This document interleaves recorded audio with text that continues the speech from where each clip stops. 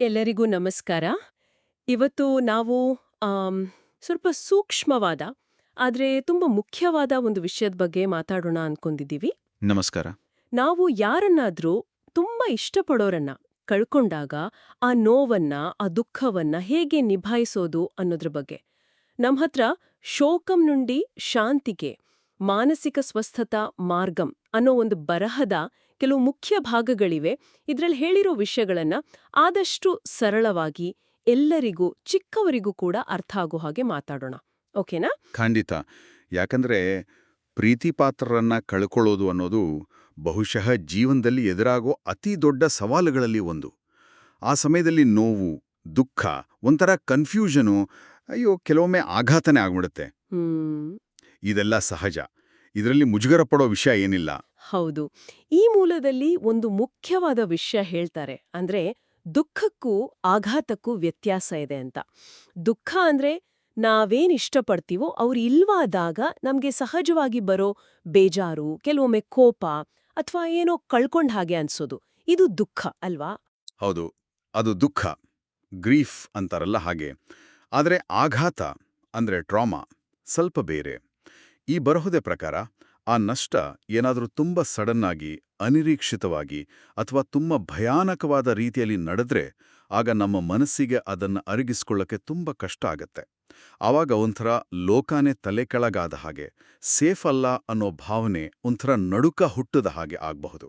ಓ. ಮುಖ್ಯವಾಗಿ ಈ ಬರಹ ಏನ್ ಹೇಳುತ್ತೆ ಅಂದ್ರೆ ದುಃಖ ಮತ್ತು ಆಘಾತ ಒಟ್ಟೊಟ್ಟಿಗೆ ಇರಬಹುದು. ಹಾಗಾಗಿ ಎರಡಕ್ಕೂ ನಾವು ಗಮನ ಕೊಡಬೇಕು, ಎರಡಕ್ಕೂ ಕೇರ್ಬೇಕು. ಅಂದ್ರೆ ನಮ್ಗೆ ಏನ್ ಅನಿಸ್ತಿದ್ಯೋ ಅದು ಸರಿನೇ, ಅದನ್ನ ಮೊದಲು ಗುರ್ತಿಸೋದು ಮುಖ್ಯ. ಓ, ನನಗೆ ಈಗ ಅನಿಸ್ತಿದೆ ಅಂತ ಒಪ್ಕೋಬೇಕು. ಈ ಮೂಲ ಕೂಡ ಅದನ್ನೇ ಹೇಳುತ್ತಲ್ವಾ, ನಮ್ಮ ಫೀಲಿಂಗ್ಸ್ನ ಒಪ್ಕೊಳ್ಳೋದು ಫಸ್ಟ್ ಸ್ಟೆಪ್ ಅಂತ. ಖಂಡಿತವಾಗಿಯೂ. ಅದು ಬೇಜಾರೇ ಆಗಿರ್ಬೋದು, ಕೋಪಾನೇ ಇರ್ಬೋದು, ಇಲ್ಲ ಏನೂ ಅನಿಸ್ತೇನೂ ಇರ್ಬೋದು. ಒಂಥರ ಖಾಲಿ ಖಾಲಿ ಏನೇ ಇದ್ರೂ ಆ ಭಾವನೆಗೆ ಅಲ್ಲಿ ಇರೋಕೆ ಅವಕಾಶ ಕೊಡೋದು ತುಂಬಾ ಮುಖ್ಯ. ಈ ಬರಹದಲ್ಲಿ ಹೇಳೋ ಹಾಗೆ ದುಃಖ ಒಂಥರ ಅಲೆ ಇದ್ದ ಹಾಗೆ. ಹ್ಮ್ ಕೆಲವೊಮ್ಮೆ ಜೋರಾಗಿ ಬರುತ್ತೆ, ಕೆಲವೊಮ್ಮೆ ಸುಮ್ನಾಗತ್ತೆ. ಹ್ಮ್ ಅಲೆಗಳು ಥರನಾ? ಹೌದು, ಕೆಲವು ದಿನ ಚೆನ್ನಾಗಿರ್ಬೋದು, ಕೆಲವು ದಿನ ತುಂಬಾ ಕಷ್ಟ ಅನಿಸ್ಬೋದು. ಇದು ಇದು ನಾರ್ಮಲ್. ಹ್ಮ್ ಆದ್ರೆ ಹೀಗೆಲ್ಲ ಕಷ್ಟ ಆದಾಗ ನಮ್ಮನ್ನ ನಾವೇ ಬೈದ್ಕೊಳ್ಳೋದು. ನಾನ್ ಹೀಗ್ ಮಾಡ್ಬಾರ್ದಿತ್ತು, ಹಾಗ್ ಮಾಡಿದಿದ್ರೆ ಸರಿ ಇರ್ತಿತ್ತೇನೋ ಅಂತ ಯೋಚನೆಗಳು ಬರುತ್ತಲ್ಲ. ಅದಿಕ್ಕೆ ಈ ಮೂಲದಲ್ಲಿ ಸ್ವಯಂ ಕರುಣೆ ಬಗ್ಗೆ ಹೇಳಿದ್ದಾರೆ. ಅಂದ್ರೆ ನಮ್ಮ ಮೇಲೆ ನಾವೇ ದಯೆ ತೋರಿಸೋದು. ಹೌದು ಹೌದು, ಇದು ತುಂಬಾ ಇಂಪಾರ್ಟೆಂಟ್. ನಮ್ಮ ಮೇಲೆ ನಾವು ನಮ್ಮ ಫ್ರೆಂಡ್ಸ್ ಮೇಲಿರೋ ಥರನೇ ಕರುಣೆ ತೋರಿಸ್ಬೇಕು. ನಾವೀಗ ಕಷ್ಟದಲ್ಲಿದ್ದೀವಿ ಅನ್ನೋದನ್ನ ನೆನ್ಪಿಟ್ಕೋಬೇಕು. ಛೇ, ನಂದೇ ತಪ್ಪು ಅನ್ನೋ ಯೋಚನೆಗಳು ಬರೋದು ಸಹಜ. ಆದರೆ ಅದರಲ್ಲೇ ಮುಳುಗೋಗ್ಬಾರ್ದು. ನಾನು ಕಷ್ಟದಲ್ಲಿದ್ದೇನೆ, ನನ್ನ ಕೇರ್ ನಾನ್ ತಗೋಬೇಕು ಅಂತ ನಮ್ಮ ಜೊತೆ ನಾವೇ ಮೃದುವಾಗಿರ್ಬೇಕು. ಸರಿ, ನಮ್ಮ ಕೇರ್ ನಾವು ತಗೋಬೇಕು ಅನ್ನೋದ್ರ ಜೊತೆಗೆ ಬೇರೆಯವರ ಸಹಾಯ ತಗೊಳ್ಳೋದು ಕೂಡ ಮುಖ್ಯ ಅಂತಾನೂ ಹೇಳಿದ್ದಾರೆ. ಫ್ರೆಂಡ್ಸ್, ಫ್ಯಾಮಿಲಿ ಅಥವಾ ನಮ್ಮ ಹಾಗೇನೆ ಕಷ್ಟ ಅನುಭವಿಸಿರೋ ಬೇರೆಯವರಿದ್ರೆ ಅವ್ರ ಗ್ರೂಪ್ಸ್. ಹೌದು. ಅಷ್ಟೇ ಅಲ್ಲ, ಕೌನ್ಸಿಲಿಂಗ್ ತರ ಪ್ರೊಫೆಷನಲ್ ಹೆಲ್ಪ್ ತಗೊಳ್ಳೋದು ಕೂಡ ಧೈರ್ಯದ ವಿಷಯ ಅಂತ ಸ್ಪಷ್ಟವಾಗಿ ಹೇಳಿದ್ದಾರೆ. ಖಂಡಿತ. ಯಾಕಂದ್ರೆ ಈ ಸಮಯದಲ್ಲಿ ನಮಗೆ ಒಬ್ಬರೇ ಇರೋಕೆ ಕಷ್ಟ ಆಗತ್ತೆ. ಮಾತಾಡೋದ್ರಿಂದ, ನಮ್ಮ ನೋವನ್ನ ಹಂಚ್ಕೊಳ್ಳೋದ್ರಿಂದ ಸ್ವಲ್ಪ ಸ್ವಲ್ಪ ಅಲ್ಲ, ತುಂಬಾನೇ ಹಗುರಾಗ್ಬೋದು. ಒಂಟಿತನ ಕಮ್ಮಿ ಆಗತ್ತೆ. ಇದರ ಜೊತೆಗೆ ಇನ್ನೊಂದು ಮುಖ್ಯವಾದ ವಿಷಯ ಅಂದ್ರೆ ನಮ್ಮ ಪ್ರೀತಿಪಾತ್ರರ ನೆನಪನ್ನ ಗೌರವಿಸೋದು. ಹೌದು.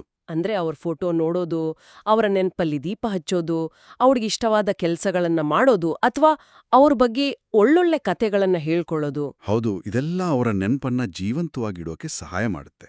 ಇದು ನೋವನ್ನ ಮರ್ತು ಬಿಡೋದಲ್ಲ, ಬದಲಿಗೆ ಆ ಪ್ರೀತಿಯ ನೆನಪನ್ನ ನಮ್ ಜೊತೆ ಇಟ್ಕೊಂಡು ಲೈಫಲ್ಲಿ ಮುಂದೆ ಹೋಗೋಕೆ ಇದೊಂದು ದಾರಿ.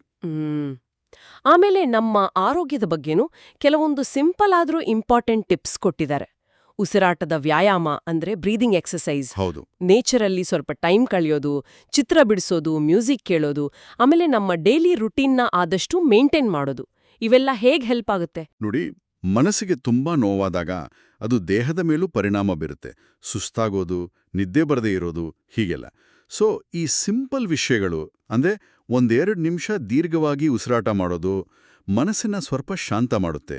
ಹೊರಗಡೆ ಹೋಗಿ ಸ್ವಲ್ಪ ಗಿಡ ಮರ ನೋಡಿದ್ರೆ ಒಂಥರ ರಿಲ್ಯಾಕ್ಸ್ ಆಗುತ್ತೆ. ಒಂದು ರೆಗ್ಯುಲರ್ ರೂಟೀನ್ ಇದ್ರೆ ಅದು ನಮಗೆ ಕಂಟ್ರೋಲ್ ಇದೆ ಅನ್ನೋ ಭಾವನೆ ಕೊಡುತ್ತೆ. ಓಕೆ. ಇವೆಲ್ಲ ಆ ಒತ್ತಡನ ಕಮ್ಮಿ ಮಾಡಕ್ಕೆ ಹೆಲ್ಪ್ ಮಾಡೋ ಟೂಲ್ಸ್ ಇದ್ದಾಗೆ.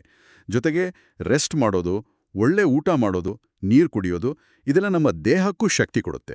ಎಲ್ಲಕ್ಕಿಂತ ಮುಖ್ಯವಾಗಿ ಈ ಬರಹದಲ್ಲಿ ಪದೇ ಪದೇ ಹೇಳಿರೋದು ಇದಕ್ಕೆಲ್ಲ ಟೈಮ್ ಬೇಕು, ತಾಳ್ಮೆ ಇರಬೇಕು ಅಂತ. ಇದು ಒಂದೇ ಸಲಕ್ಕೆ ಸರಿ ಹೋಗೋ ವಿಷಯ ಅಲ್ಲ ಅಲ್ವಾ? ಏರಿಳಿತಗಳಿರ್ತವೆ. ನಿಖರವಾಗಿ ಗುಣ ಆಗೋದು ಅಂದ್ರೆ ಹಳೆ ಹಾಗೆ ಆಗ್ಬಿಡೋದು ಅಂತಲ್ಲ. ಯಾಕಂದ್ರೆ ಲೈಫ್ ಬದಲಾಗಿರುತ್ತೆ. ಬದಲಾಗಿ ಆ ನಷ್ಟದ ಜೊತೆಗೆ ಬದುಕೋದನ್ನ ಕಲಿಯೋದು, ಆ ನೋವನ್ನ ಒಪ್ಕೊಂಡು ಅದ್ರ ಜೊತೆಗೆ ಮುಂದೆ ಸಾಗೋದು. ಹ್ಮ್ ಈ ಪಯಣದಲ್ಲಿ ಕೆಲವೊಮ್ಮೆ ಜೀವನದ ಬಗ್ಗೆ ಇನ್ನಷ್ಟು ಆಳವಾದ ತಿಳುವಳಿಕೆ ಬರಬಹುದು. ಬೇರೆಯವರ ಕಷ್ಟದ ಬಗ್ಗೆ ಹೆಚ್ಚು ಕರುಣೆ ಹುಟ್ಟಬಹುದು. ಆ ಪ್ರೀತಿಯ ಬಂಧ ಇದೆಯಲ್ಲ, ಅದು ನಿಜವಾಗ್ಲೂ ಹೋಗಲ್ಲ. ಅವರ ನೆನಪು, ಅವರ ಪ್ರೀತಿ ಯಾವಾಗ್ಲೂ ನಮ್ ಜೊತೆ ಇರುತ್ತೆ. ಹ್ಮ್ ಆ ನೆನಪನ್ನ ಜೊತೆಲಿಟ್ಕೊಂಡು ಹೊಸ ಜೀವನದಲ್ಲಿ ದಾರಿ ಕಂಡುಕೋಬೇಕು. ಹಾಗಾದ್ರೆ ಒಟ್ಟಾರೆಯಾಗಿ ನಾವು ತಿಳ್ಕೊಂಡಿದ್ ಏನಂದ್ರೆ, ನೋವನ್ನ ಅನುಭವಿಸಕ್ ಬಿಡ್ಬೇಕು, ನಮ್ಮ ಭಾವನೆಗಳನ್ನ ಒಪ್ಕೊಳ್ಬೇಕು, ನಮ್ಮ ಮೇಲೆ ನಾವೇ ಕರುಣೆ ತೋರಿಸ್ಬೇಕು, ಹೌದು, ಬೇಕು ಅಂದಾಗ ಬೇರೆಯವರ ಹೆಲ್ಪ್ ತಗೋಬೇಕು, ಮತ್ತು ನಮ್ಮ ಪ್ರೀತಿ ಪಾತ್ರರ ನೆನಪನ್ನ ಪ್ರೀತಿಯಿಂದ ಗೌರವಿಸ್ತಾ ನಿಧಾನವಾಗಿ ತಾಳ್ಮೆಯಿಂದ ಮುಂದೆ ನಡಿಬೇಕು. ಇದು ಸುಲಭದ ದಾರಿ ಅಲ್ಲ, ಆದರೆ ಇದು ಸಾಧ್ಯ ಇರೋ ದಾರಿ ಅಂತ ಈ ಮೂಲ ನಮಡೆ ಹೇಳುತ್ತೆ. ಹೌದು. ಪ್ರತಿಯೊಬ್ಬರ ಅನುಭವ ಬೇರೆ, ಅವರವರ ದಾರಿನೂ ಬೇರೆ, ಯಾರಿಗೂ ಒಂದೇ ಥರ ಇರಲ್ಲ. ಆದ್ರೆ ಎಲ್ಲರೂ ನೆನ್ಪಿಟ್ಕೋಬೇಕಾದ ಮುಖ್ಯ ವಿಷಯ ಏನಂದ್ರೆ, ಈ ಕಷ್ಟದ ಸಮಯದಲ್ಲಿ ನಾವು ಒಬ್ನೇ ಒಬ್ಬಳಲ್ಲ, ನಮ್ಗೆ ಸಹಾಯ ಸಿಗುತ್ತೆ. ಕೇಳುಗರು ಇದ್ರ ಬಗ್ಗೆ ಸ್ವಲ್ಪ ಯೋಚನೆ ಮಾಡಬಹುದು. ನಿಮ್ಮ ಪ್ರೀತಿಪಾತ್ರರಲ್ಲಿದ್ದ ಯಾವ ಒಳ್ಳೆಯ ಗುಣ ಅಥವಾ ಯಾವ ನೆನಪನ್ನ ನಿಮ್ಮ ಜೀವನದಲ್ಲಿ ಸದಾ ಜೊತೆಗೆ ಇಟ್ಕೊಂಡು ಒಂದು ದಾರಿದೀಪದ ಹಾಗೆ ಮುಂದೆ ಹೋಗೋಕೆ ನೀವಿಷ್ಟಪಡ್ತೀರಿ?